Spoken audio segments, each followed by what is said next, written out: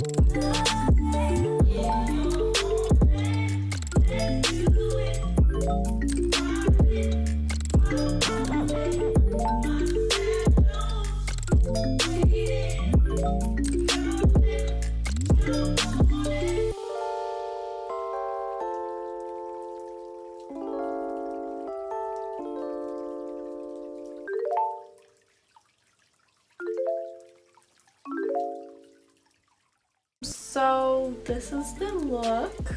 My inspiration was kind of like those 1930s lipstick ads. I wanted some really dark bitchy brows and a lot of colors, and yeah. So I hope you like this video. Thank you for watching and subscribe.